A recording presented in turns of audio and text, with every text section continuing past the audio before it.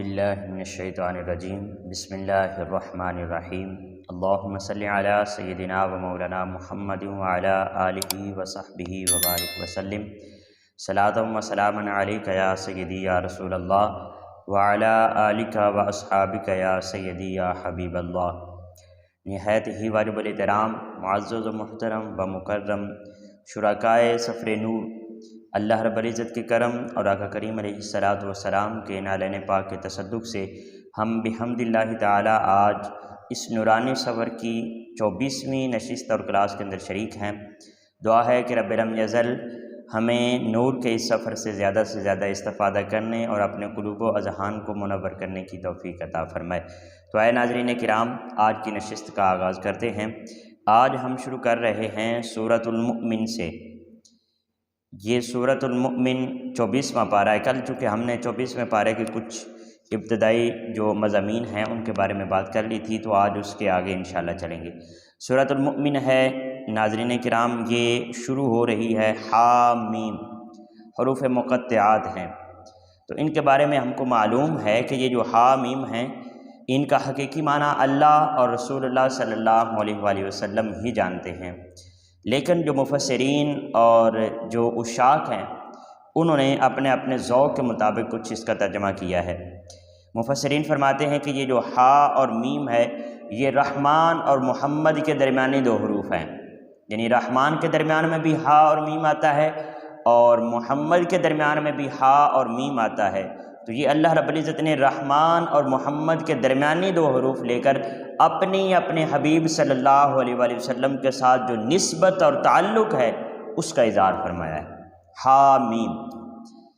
اس کے بعد فرمایا تنزیل الکتاب من اللہ العزیز العلیم، اس کتاب کا اتارا جانا اللہ کی طرف سے ہے جو غالب ہے، خوب جاننے والا ہے۔ اس کے بعد اللہ رب العزت نے اپنی صفات کا ذکر فرمایا ہے۔ 4 صفات اللہ رب العزت نے یہاں پر گنوائی ہیں۔ پہلی فرمایا غافر الذنب، گناہ بخشنے والا ہے۔ اللہ رب العزت اپنی صفات کا ذکر فرما رہا ہے، اپنا انٹروڈکشن کروا رہا ہے۔ دیکھیں کس طریقے سے اللہ رب العزت اپنا تعارف کرا رہا ہے۔ پہلا فرمایا کہ وہ گناہ بخشنے والا ہے، یعنی اے گناہ گارو، اگر میرے در پر آ گئے ہو، میرے کلام کو آپ لوگوں نے اٹھا لیا ہے اور پڑھنا شروع کر دیا ہے، اگر میری رستے پر نکل پڑے ہو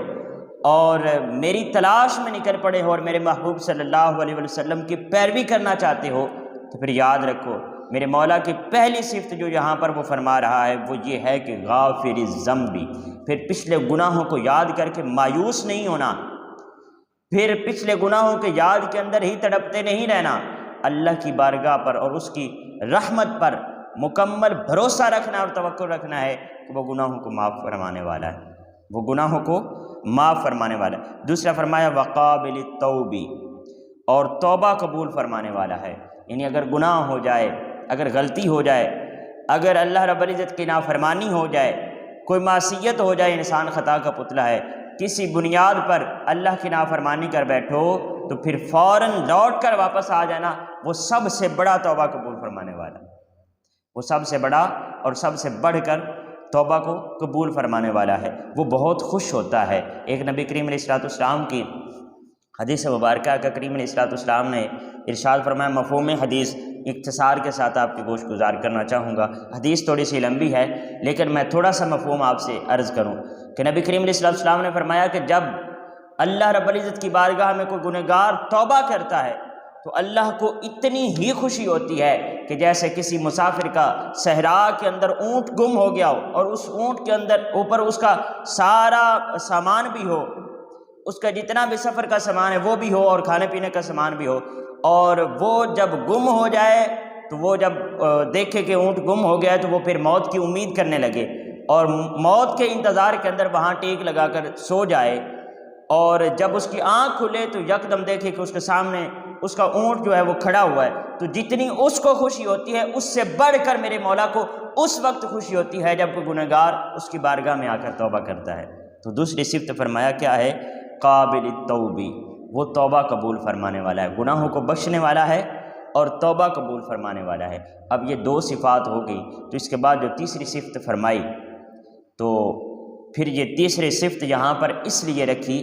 کہ میرا کرم بھی ہے، میری رحمت بھی ہے، میں کریم بھی ہوں، رحیم بھی ہوں، میں رحمان بھی ہوں، میں بخشنے والا بھی ہوں، میں توبہ قبول فرمانے والا بھی ہوں، میں گناہوں پر پردہ ڈالنے والا بھی ہوں، ستار العیوب بھی ہوں، میں غفار الذنوب بھی ہوں،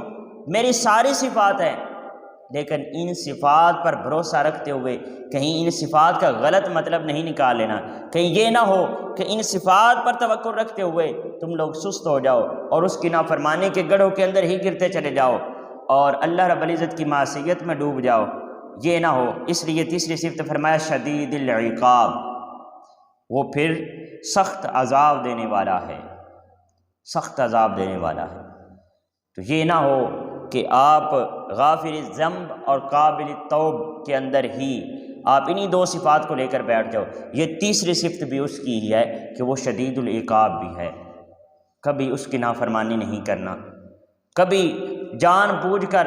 اس کے بنائے ہوئے قوانین کو پامال نہیں کرنا، اس کی مخلوق کو تکلیف نہیں پہنچانا، اس کے دین کے خلاف نہیں چلنا، ہمیشہ اس کے دین کو بطور قانون اپنی زندگی پر نافذ کرنا ہے۔ تو وہ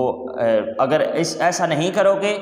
اس کے دین کی خلاف ورزی کرو گے، اس کے بنائے ہوئے قوانین کو توڑو گے تو شدید العقاب، وہ پھر بہت سخت عذاب دینے والا ہے۔ پھر اس کے عذاب جتنا کسی کا عذاب بھی تکڑا نہیں ہے، اگر اس کی رحمت جتنی کسی کی رحمت نہیں ہے نا،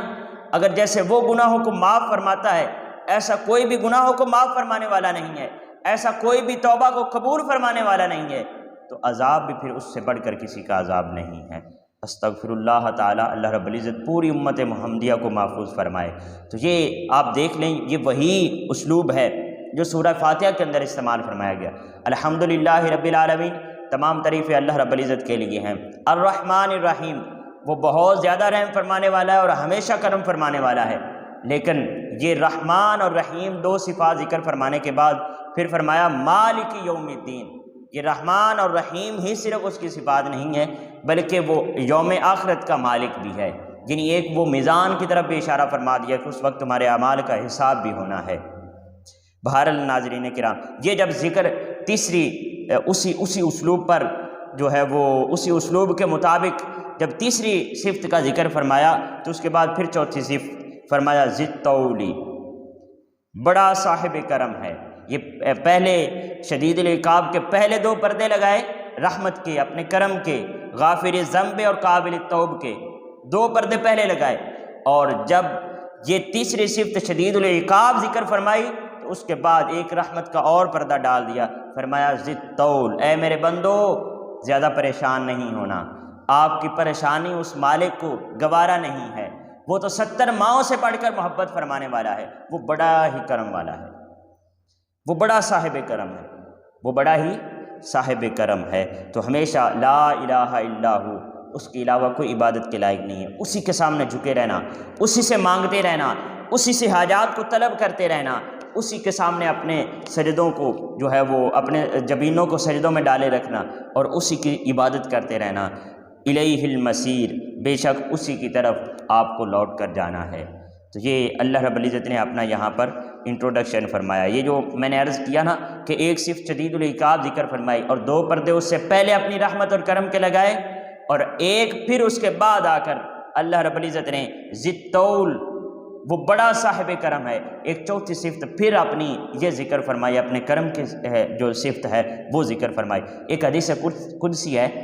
اللہ کے نبی صلی اللہ علیہ وسلم نے ارشاد فرمایا کہ اللہ رب العزت فرماتا ہے رحمتی وسعت علی غضبی، میری رحمت میرے غضب پر وسیع ہے، یعنی وہ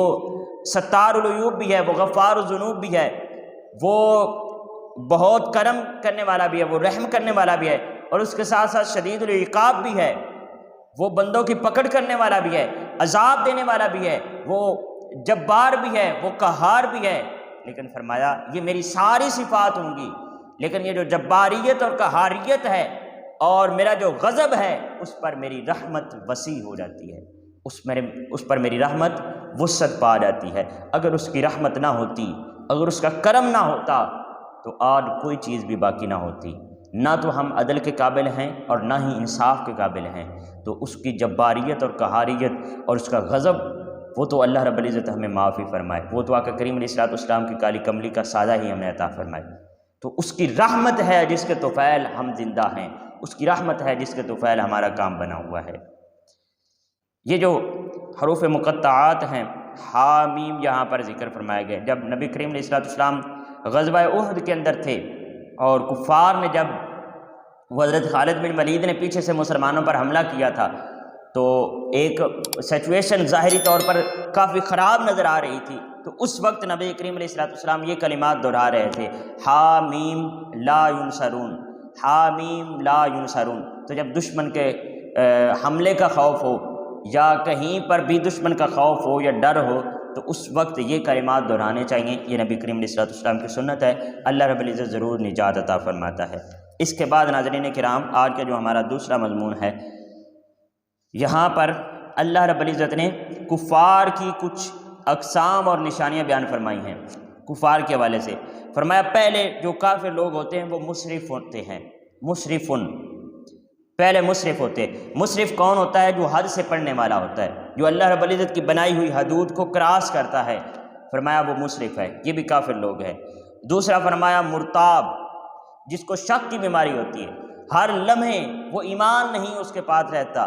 ہر لمحے اس کے پاس یقین نہیں رہتا ہے، وہ شک کرتا رہتا ہے، اللہ رب العزت کی ذات کے بارے میں شک کرتا رہتا ہے، نبی کریم علیہ السلام کی رسالت اور حضور کی شان کے بارے میں شک کرتا رہتا ہے، ہر وقت شکوں کے اندر پڑا رہتا ہے۔ ایک تو اس کی یہ تفسیر ہے، اور دوسری مرتاب، ہمیشہ لوگوں کے بارے میں شک کرتا رہتا ہے، یعنی شکی ہوتا ہے۔ جو بھی شکی ہوتا ہے وہ بھی اللہ رب العزت نے فرمایا کہ جو شک کرنے والا ہے وہ بھی کافر ہے۔ یہاں پر بطور کافر کی نشانی اللہ رب العزت نے مرتاب ذکر فرمایا، جو شک کرنے والا ہو۔ اور تیسرا فرمایا جو مجادل ہو، مجادل جو عیب نکالنے والا ہو، جو اللہ کی آیتوں میں عیب نکالنے والا اور جھگڑا کرنے والا ہو، فرمایا یہ بھی کافر لوگ ہیں۔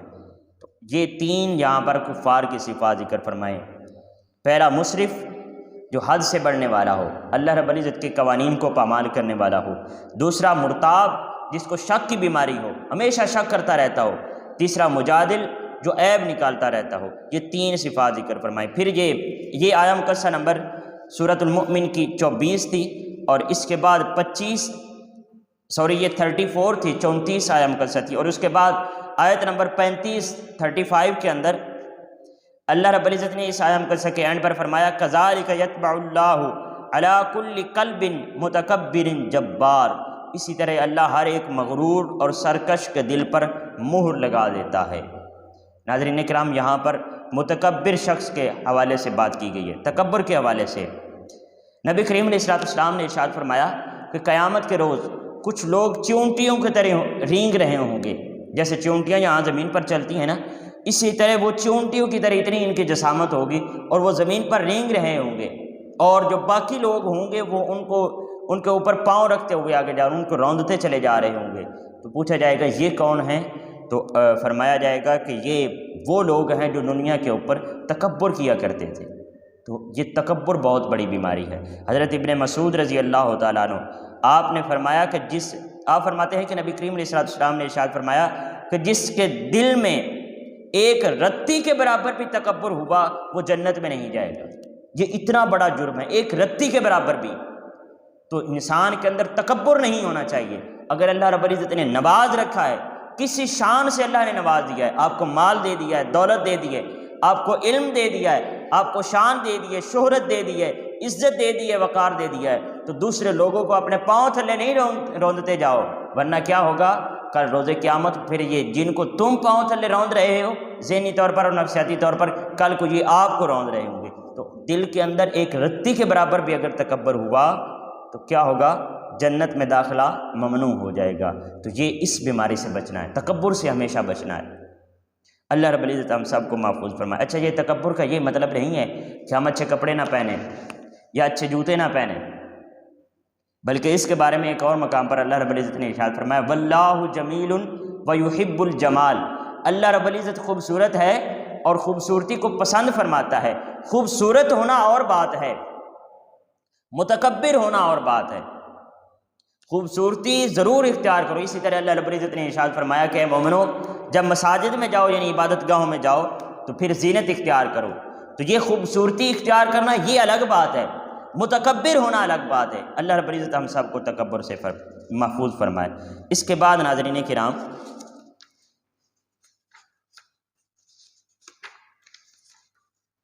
سورۃ المؤمن ہے، اور یہاں پر آیت نمبر 47 آیت نمبر 47 کے اندر اللہ رب العزت نے ارشاد فرمایا، یہاں پر جہنمیوں کا مکالمہ ہے اسی تکبر کے حوالے سے، توجہ کے ساتھ سماعت فرمانا، تکبر کے حوالے سے جہنمیوں کا مکالمہ فرمایا، وَإِذْ يَتَحَاجُّونَ فِي النَّارِ فَيَقُولُ الضُّعَفَاءُ لِلَّذِينَ اسْتَكْبَرُوا إِنَّا كُنَّا لَكُمْ تَبَعًا فَهَلْ أَنْتُمْ مُغْنُونَ عَنَّا نَصِيبًا مِنَ النَّارِ۔ اور جب وہ لوگ دوزخ میں باہم جھگڑیں گے تو کمزور لوگ ان سے کہیں گے، یعنی جو جہاں پر کمزور ہوں گے وہ ان سے کہیں گے جو دنیا میں بڑائی کا اظہار کیا کرتے تھے، جو دنیا میں تکبر کیا کرتے تھے، کہ ہم تو تمہارے پیروکار تھے، سو کیا تم آتش دوزخ کا کچھ حصہ ہی ہم سے دور کر دو۔ یعنی جب جہنم کے اندر یہ متکبر لوگ بھی ہوں گے اور ان تکبر کرنے والوں کے سائے تلے پلنے والے آج جو حق کے جان بوجھ کر حق سے نظریں پھیر لیتے ہیں اور ان متکبرین اور ان بڑے لوگوں اور رئیسوں کو ووٹ دیتے ہیں اور ان کے پیچھے چلتے ہیں اور ان کی پیروی کرتے ہیں، کل جب یہ دونوں لوگ جہنم کے اندر ہوں گے، یہ وڈیرے بھی ہوں گے اور ان کی چیلا داری کرنے والے بھی ہوں گے، یہ ان کے چیلے بھی وہاں پر ہوں گے، تو یہ جو چیلے ہوں گے یہ پھر اس وقت کہیں گے بڑوں سے کہ ہم تو تمہاری پیروی کیا کرتے تھے، آج جہنم کا کچھ حصہ ہی ہم سے دور کر دو، چلے جہنم سے مکمل نہیں نکال دیتے،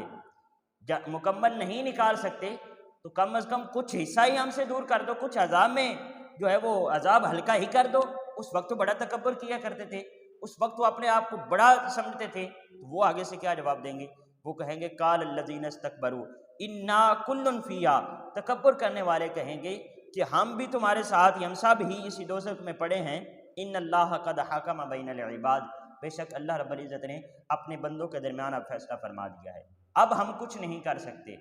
تو یہ جو تکبر کرنے والے ہیں، یہاں پر ان تکبر کرنے والوں کو جو ان کے ساتھ لگتے ہیں، اور وہ پچھلے دنوں ہم نے حدیث مبارکہ پڑھی تھی نا کہ جس کے اندر اللہ کے نبی صلی اللہ علیہ وسلم نے 15 خصلتیں بیان فرمائی تھی، ان میں سے ایک یہ بھی تھی کہ جب لوگ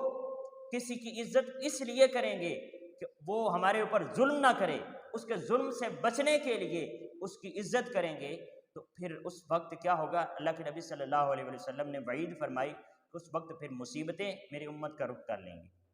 تو یہی بات یہاں پر بھی ذکر فرمائی جا رہی کہ لوگوں کے ان کے دہلیز پر اس لیے پڑے رہنا کہ وہ ہمارے اوپر ظلم نہ کریں، اور ان کے ظلم کے خلاف اور ان کے جبر اور ان کے تکبر کے خلاف علم حق بلند کرنے والوں کا ساتھ نہ دینا، یہ دونوں پھر جہنم کے اندر جائیں گے۔ اور جب یہ دونوں یعنی تکبر کرنے والے بھی اور تکبر کرنے والوں کا ساتھ دینے والے بھی، یہ دونوں جہنم کے اندر ہوں گے، اور پھر اس وقت یہ مکالمہ ہوگا۔ اللہ رب العزت ہم سب کو محفوظ فرمائے۔ ناظرین کرام، ہمیشہ حسینیت کو سلیکٹ فرمائیں، جزیدیت کی طرف نہ جائیں۔ دیکھیں اگر حق کا علم چاہے بظاہر کمزور بھی نظر آ رہا ہے، لیکن ہمیشہ حق کا ساتھ دیں، کبھی بھی باطل کے خوف سے ڈر کر اور ہراساں ہو کر اس کا ساتھ نہیں دے بیٹھنا، نہیں تو یزید کے ساتھ اور اس کی صف میں کھڑا کیا جائے گا۔ اللہ رب العزت ہم سب کو امام حسین علیہ السلام کی اتباع کرنے کی توفیق عطا فرمائے۔ یہاں پر ناظرین کرام یہ سورۃ المؤمن آیت نمبر 55 پر ہم پہنچے ہیں۔ اللہ رب العزت ارشاد فرماتا ہے فاصبر ان وعد اللہ حق واستغفر لذنبک وسبح بحمد ربک بالعشی والابکار، بس آپ صبر کیجئے، بے شک اللہ کا وعدہ حق ہے، اور اپنی امت کے گناہوں کی بخشش طلب کیجئے اور صبح و شام اپنے رب کی حمد کے ساتھ تسبیح کیا کیجئے۔ تو یہاں پر ناظرین کرام جو لفظ ہے نا واستغفر لذنبک، اس لفظ کی وجہ سے اس آیت کا کچھ سلیکٹ کیا ہے۔ اس کا جو ظاہری معنی اور جو عام لوگ کر دیتے ہیں اس کے ظاہری الفاظ کو دیکھ کر، وہ کرتے ہیں کہ اللہ رب العزت فرما رہا ہے اے حبیب اپنے گناہوں پر استغفار کیجئے، حالانکہ امت محمدیہ کا، پوری امت کا، جتنے فرقے ہیں اور جتنے مسلک ہے، سب کا یہ متفق جو ہے وہ عقیدہ ہے کہ نبی کریم علیہ السلام معصوم ہیں اور انبیاء معصوم ہوتے ہیں، انبیاء گناہ نہیں کرتے، انبیاء کے اندر اللہ رب العزت نے گناہوں کا مادہ ہی نہیں رکھا ہوتا، وہ معصوم ہوتے ہیں۔ تو جب وہ معصوم ہیں تو پھر واستغفر لذنبک، اس سے کیا مراد ہے؟ تو مفسرین فرماتے ہیں کہ اس سے مراد نبی کریم علیہ السلام کی امت کے گناہ ہیں، اور حضور شیخ الاسلام نے ترجمہ ہی یہی کیا ہے اور اپنی امت کے گناہوں کی بخشش طلب کیجیے۔ اور یہاں پر حضور شیخ الاسلام نے، اگر یہاں پر آپ کے پاس عرفان القرآن ترجمہ ہو تو آپ دیکھ سکتے ہیں کہ آپ نے یہاں پر 4 نیچے مفسرین کا ذکر فرمایا ہے کہ جنہوں نے کہا ہے کہ یہاں پر جو لزمبی کا ہے، یہاں پر بیسیکلی لزمبی امتی کا ہے، یہاں پر امتی مضاف معذوف ہے، تو یہ امت کا یہاں پر معنی ہوگا کہ اپنے امت کے گناہوں کی بخشش طلب کیجیے، کرتے رہیے۔ اور ایک اور یہاں پر پوائنٹ آتا ہے کہ جب اگر اس لزمبیکا سے مراد حضور نبی کریم علیہ السلام کی امت ہے، تو پھر جو حضور نبی کریم علیہ السلام دن میں روایات میں آتا ہے کہ 100 سے زائد مرتبہ اللہ کی بارگاہ میں استغفار کیا کرتے تھے، ایک روایت میں آتا ہے 70 سے زائد مرتبہ، تو پھر اس کا کیا مطلب تھا؟ وہ اس کا مطلب تھا کل یوم ہوا فی شان، وہ حضور نبی کریم علیہ السلام اپنے درجات کی مزید بلندی کے لیے، وہ عبدن شکورا کے لیے یہ اعمال کیا کرتے تھے۔ جب نبی کریم علیہ السلام کی جتنی عبادات تھی، آپ جتنا استغفار کرتے تھے، آپ جتنی اللہ رب العزت کی حمد و ثنا کرتے تھے، وہ اس لیے نہیں تھا کہ آپ اپنے گناہوں سے توبہ کر رہے تھے معاذ اللہ، بلکہ وہ اللہ رب العزت کا مزید شکر گزار بندہ بن رہے تھے اور ہم امتیوں کے لیے ایک راستہ متعین کروا رہے تھے۔ وہ بیسیکلی نبی کریم علیہ السلام کے یہ معمولات مبارکہ اس لیے تھے۔ اس بات کی امید ہے اچھی طرح سمجھ آ گئی ہو۔ تو ہمیشہ اگر آپ اللہ کے نبی صلی اللہ علیہ وسلم کی محبت میں ڈوب کر ترجمہ کریں گے تو کچھ اور قرآن پاک کی سمجھ آئے گی، اور اگر یہ محبت کی دولت پاس نہیں ہوگی تو پھر قرآن کو سینے سے لگائیں گے تو اس کی کچھ اور طریقے سے سمجھ آئے گی۔ اللہ رب العزت ہمیں آقا کریم علیہ السلام کی محبت عطا فرمائے۔ اس کے بعد ناظرین کرام، یہ آیت نمبر سورۃ المؤمن کی 60 ہے، اس کے اندر پھر اللہ رب العزت نے متکبر لوگوں کا ذکر فرمایا ہے۔ اونلی جسٹ ترجمہ کروں گا، وقال ربکم ادعونی استجب لکم ان الذین یستکبرون عن عبادتی سیدخلون جہنم داخرین، اور تمہارے رب نے فرمایا ہے تم لوگ مجھ سے دعا کیا کرو، میں ضرور قبول کروں گا، بے شک جو لوگ میری بندگی سے سرکشی کرتے ہیں اور تکبر کرتے ہیں وہ عن قریب دوزخ میں ذلیل ہو کر داخل ہوں گے۔ اللہ رب العزت ہم سب کو محفوظ فرمائے۔ اس کے بعد سورۃ المؤمن کی آخری 2 آیات، اللہ رب العزت نے ارشاد فرمایا پھر جب انہوں نے ہمارا عذاب دیکھ لیا تو کہنے لگے ہم اللہ پر ایمان لائے جو یکتا ہے، اور ہم نے ان سب کا انکار کر دیا جنہیں ہم اس کا شریک ٹھہرایا کرتے تھے۔ یہ بیسیکلی جب حضرت موسیٰ علیہ السلام اور فرعون کا لشکر جب حضرت موسیٰ علیہ السلام کے پیچھے لگا ہوا تھا تو آپ نے جب دریا کو حکم فرمایا اور حضرت موسیٰ علیہ السلام کو وہاں سے رستہ مل گیا، آپ گزر گئے اور پیچھے سے فرعون نے بھی چھلانگ لگا دی کہ میں بھی گزر جاؤں گا، حضرت موسیٰ علیہ السلام گزر گئے تو میں بھی گزر جاؤں گا۔ جب اس نے چھلانگ لگائی تو وہ ڈوبنے لگا، جب ڈوبنے لگا تو جو پیچھے لشکر تھا فرعون کا، اس نے پھر یہ کلمات کہے کہ اب میں اللہ رب العزت پر ایمان لاتا ہوں، سبھی نے یہ کہا، اور جو جتنے بھی معبودان باطلہ ہیں اور جن کو ہم اس کے ساتھ شریک ٹھہرایا کرتے تھے ان سے ہم ان سب کا انکار کرتے ہیں، لیکن اللہ رب العزت نے فرمایا چونکہ اس وقت انہوں نے ہمارے عذاب کو دیکھ لیا تھا تو پھر ان کی یہ توبہ ہماری بارگاہ میں قبول نہیں ہوئی۔ فرمایا فلم یکو ینفعہم ایمانہم لما رأوا بأسنا، پھر ان کا ایمان لانا ان کے کچھ کام نہ آیا جبکہ انہوں نے ہمارے عذاب کو دیکھ لیا تھا۔ اللہ کا یہی دستور ہے جو اس کے بندوں میں گزرتا چلا آ رہا ہے،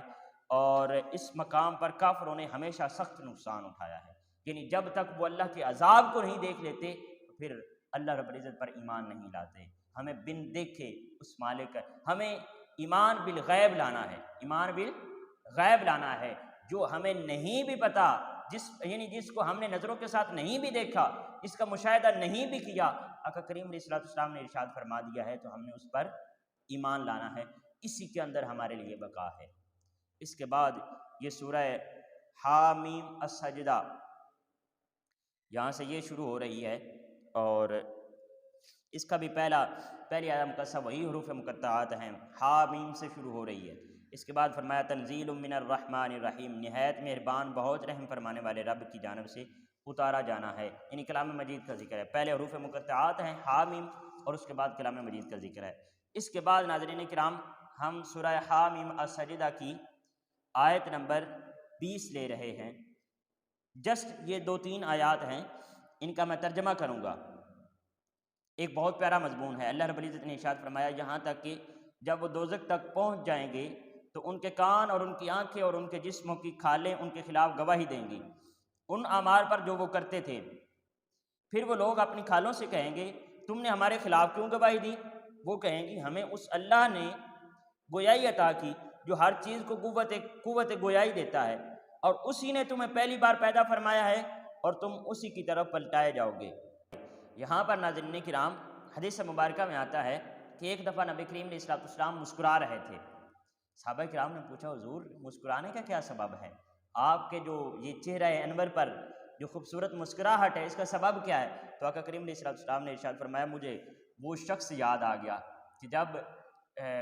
روز محشر ہوگا اور اس کا حساب ہوگا تو اللہ رب العزت اس کے ہاتھ میں اس کا نامہ اعمال پکڑائے گا اور اس سے حکم ہوگا کہ اب اپنا یہ نامہ اعمال پڑھو۔ تو وہ کیا کرے گا؟ جو اپنے جتنے گناہ ہوں گے ان کو پڑھے گا، لیکن جو بڑے بڑے گناہ ہوں گے ان کو بیچ میں سے چھوڑ دے گا۔ جب ان کو چھوڑ دے گا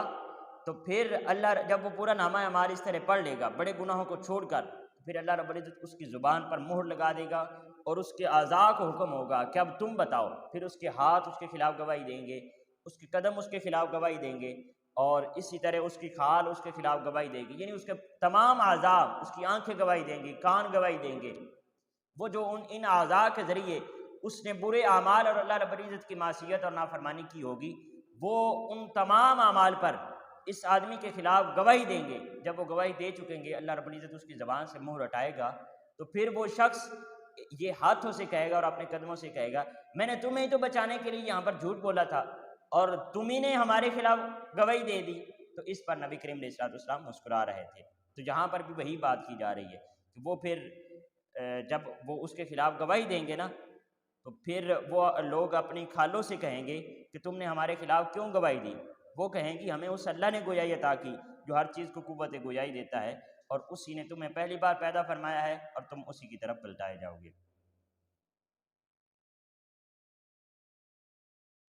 پھر فرمایا اس کے بعد تم تو گناہ کرتے وقت اس خوف سے بھی پردہ نہیں کرتے تھے کہ تمہارے کان تمہارے خلاف گواہی دیں گے، اور نہ یہ کہ تمہاری آنکھیں اور نہ یہ کہ تمہاری کھالیں، یعنی یہ تمام اعضاء تمہارے خلاف گواہی دیں گے۔ اس بات سے تم نہیں ڈرا کرتے تھے، اور لیکن تم گمان کرتے تھے کہ اللہ تمہارے بہت سے کاموں کو جو تم کرتے ہو جانتا ہی نہیں ہے۔ تم یہ گمان کرتے تھے، اکیلے چھپ کر گناہ کرتے تھے اور یہ سمجھتے تھے کہ اللہ یہاں پر نہیں دیکھ رہا ہے۔ تو ناظرین کرام گناہ چاہے سر عام ہو یا چھپ کر ہو، گناہ گناہ ہی ہے۔ ہمیشہ اللہ رب العزت کی بارگاہ کو حاضر و ناظر سمجھیں اور اپنے آپ کو ہر وقت اللہ کی بارگاہ میں حاضر رکھیں۔ اس کے بعد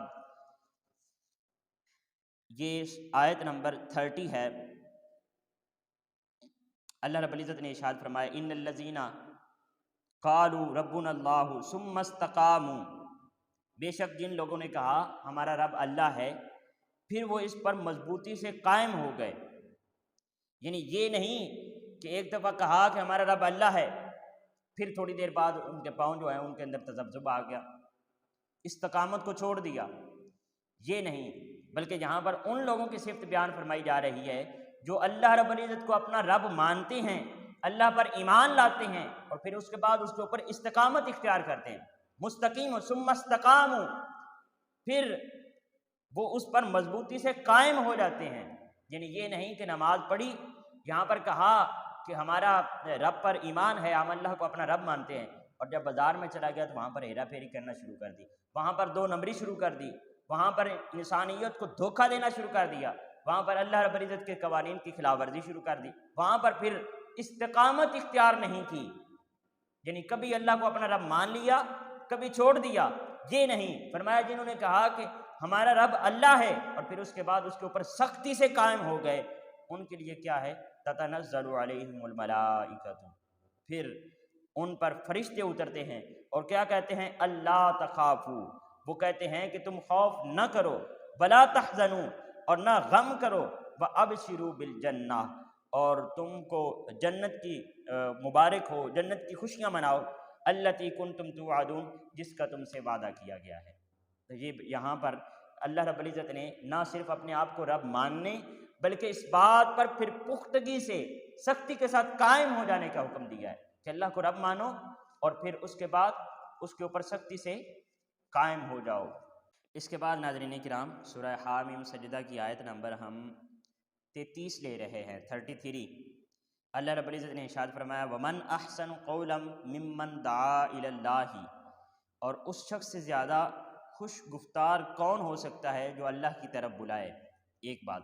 وَعَمِلَ صَالِحًا، اور نیک عمل کرے، وَقَالَ إِنَّنِي مِنَ الْمُسْلِمِينَ، اور کہے بے شک میں اللہ اور رسول صلی اللہ علیہ وآلہ وسلم کے فرمان برداروں میں سے ہوں،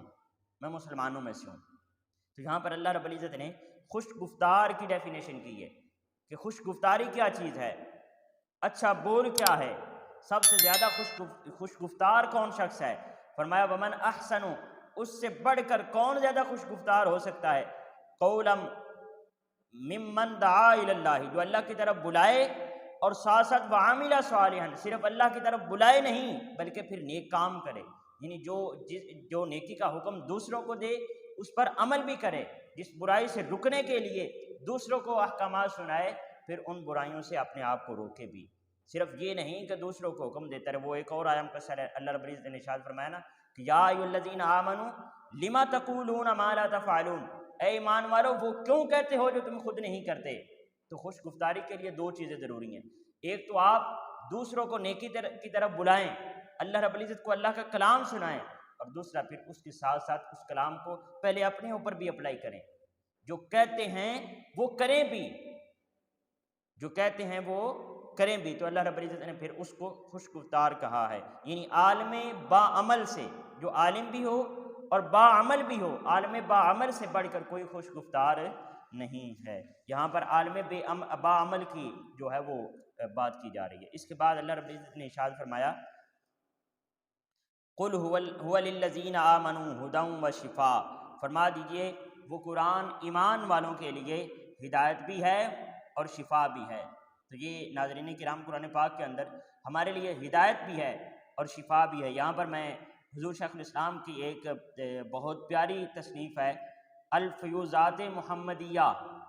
الفیوزات محمدیہ، اس کے اندر آپ نے جتنی قرآنی آیات ہیں اور جتنے نبی کریم علیہ السلام کے معمولات مبارکہ ہیں جو آپ ورد فرمایا کرتے تھے یا جو آیات پڑھ کر آپ دم کیا کرتے تھے، ان تمام چیزوں کو اکٹھا فرما دیا اسی کتاب کے اندر۔ یہ لازمی خریدیں اور اس کو پڑھیں، یہ پڑھنے سے تعلق رکھتی ہے۔ اس کے بعد ناظرین کرام یہ سورہ حامیم سجدہ کی آیت نمبر 51، یہاں پر انسانی نفسیات کا ذکر کیا جا رہا ہے۔ یہ دیکھیں وَإِذَا أَنْعَمْنَا عَلَى الْإِنسَانِ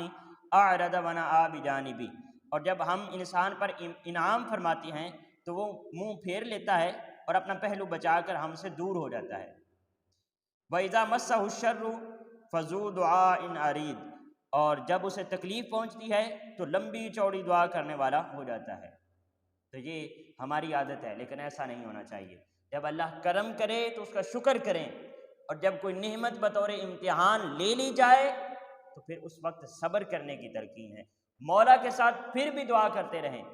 مولا کی بارگاہ میں جڑے رہیں، اور جب انعامات ہو جائیں، جب وَإِذَا أَنْعَمْنَا عَلَى الْإِنسَانِ، جب انسان پر اس کی طرف سے انعام ہو جائے تو پھر یہ نہیں سمجھنا چاہیے کہ یہ تو اب میرے باپ دادا کی جائیداد ہے۔ وہ بنی اسرائیل کے 3 لوگوں کا ہم نے کل یا اس سے پہلے والی نشست کے اندر ذکر کیا تھا کہ جس کو فرشتوں نے اونٹ دیا، ایک کو حملہ اونٹنی دی، دوسرے کو بھی حملہ اونٹنی دی، ایک کو حملہ بکری دی، تو وہ اونٹنیوں والے جو تھے وہ ان کو اللہ رب العزت نے اتنی برکت عطا فرمائی کہ ان کی ایک وادی اونٹوں سے بھر گئی، اتنا مال اللہ رب العزت نے عطا فرمایا۔ اور جب اللہ کی بارگاہ میں قربانی دینے کی باری آئی تو پھر اعرض ونأىٰ بجانبہ، پھر انہوں نے اعراض کیا اور اللہ سے اپنا پہلو بچانے کی کوشش کی، تو اللہ نے ان کو ذلیل و خوار کر دیا۔ یہ انسان کی نفسیات ہے، لیکن انسان کو احسان فراموش نہیں ہونا چاہیے، جو احسان کرے اس کا احسان یاد رکھے۔ اس کے بعد آیت نمبر 53 کے اندر فرمایا سنریہم آیاتنا فی الآفاق وفی انفسہم حتی یتبین لہم انہ الحق، ہم ان قریب انہیں اپنی نشانیاں اطراف عالم میں اور خود ان کی ذاتوں میں دکھا دیں گے، یہاں تک کہ ان پر ظاہر ہو جائے گا کہ وہی حق ہے۔ اس کے اندر ناظرین کرام 2 لوگوں کے لیے معنی ہے، ایک تو کفار کے لیے اس کے اندر معنی ہے، کفار کے لیے اس کے اندر یہ ہے کہ وہ اللہ رب العزت فرما رہا ہے کہ ان کو ہم ان قریب جہان کے اندر ایسی نشانیاں دکھائیں گے اور خود ان کی ذات کے اندر کہ وہ خود دیکھ کر اگر ان کے پاس کچھ بھی عقل ہوا تو وہ اللہ رب العزت کی وحدانیت کا اقرار فرما لیں گے کہ یہ اتنی بڑی کائنات کو اور اتنے بڑے بڑے جانوروں کو، اتنے بڑے اللہ رب العزت کی مخلوقات کو جو رزق دے رہا ہے وہ ایک ہی ذات ہے، وہ ایک ہی ذات ہے جو اس پورے کائنات کے سسٹم کو چلا رہا ہے، جو مشرق سے سورج کو طلوع کرتا ہے، مغرب کے اندر غروب کرتا ہے، جو دن کو رات کے اندر، رات کو دن کے اندر بدلتا ہے، جو انسان کو سلاتا ہے اور پھر سوئے ہوئے کو بیدار کرتا ہے، یہ وہی ذات ہے جس کی وجہ سے ہماری سانسیں چل رہی ہیں۔ پھر اپنے اندر اگر غور و فکر کرے تو وہی ذات ہے جس کی وجہ سے دلوں کی دھڑکنیں قائم ہیں، وہی ذات ہے جس کے نور سے ہماری عقل کام کر رہی ہے، اسی کی وجہ سے ہمارا نظام انہضام چل رہا ہے، اسی کی وجہ سے ہماری بازوؤں کے اندر قوت ہے، اسی کی دی گئی طاقت کی وجہ سے ہم اٹھ کر چل پھر سکتے ہیں،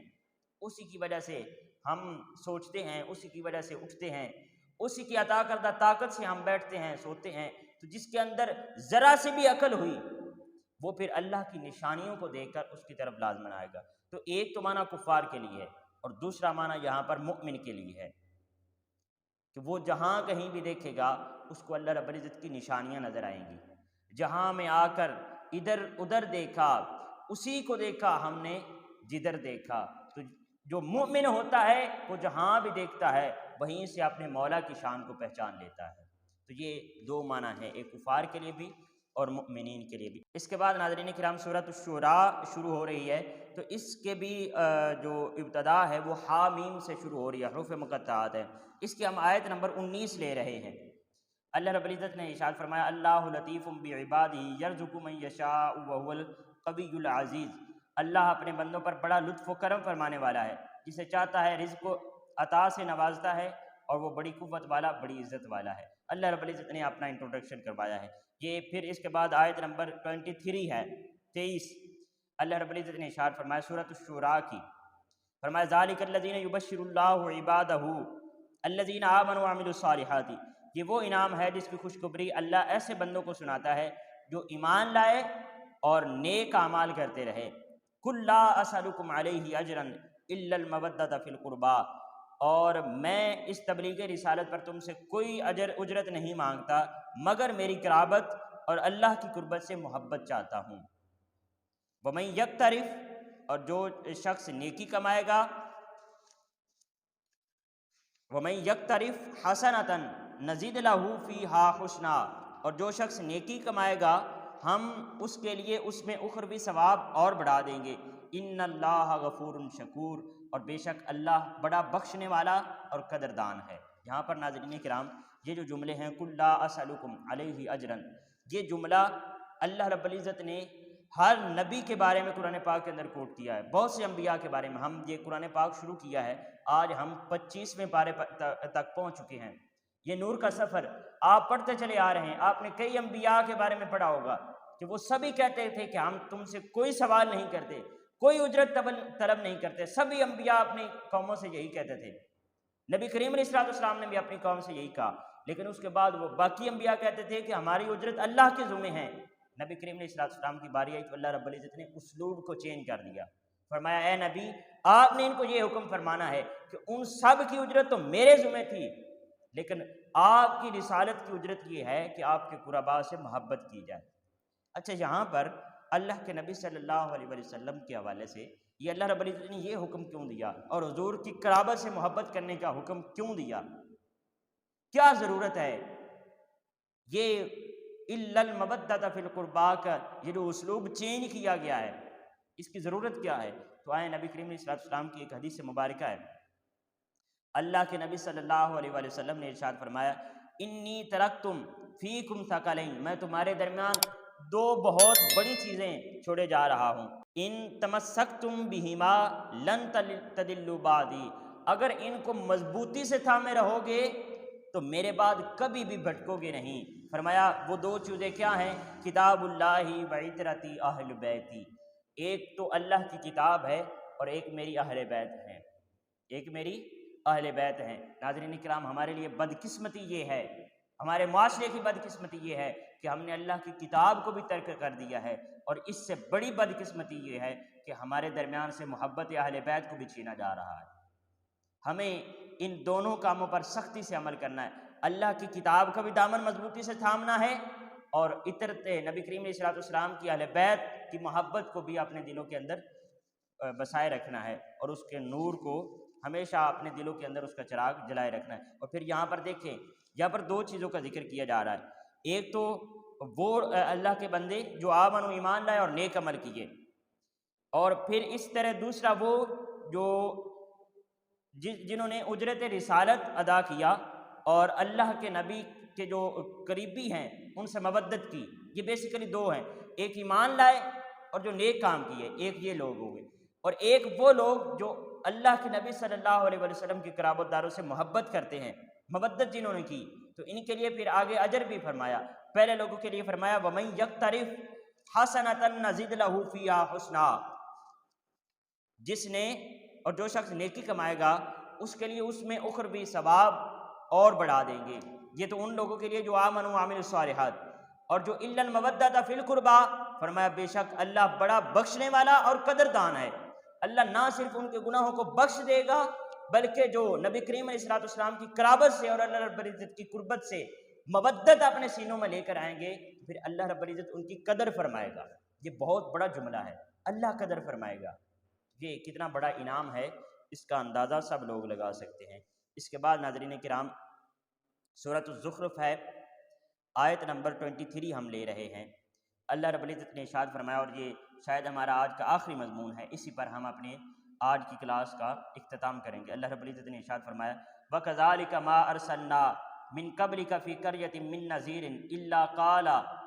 مُتْرَفُوهَا إِنَّا وَجَدْنَا آبَاءَنَا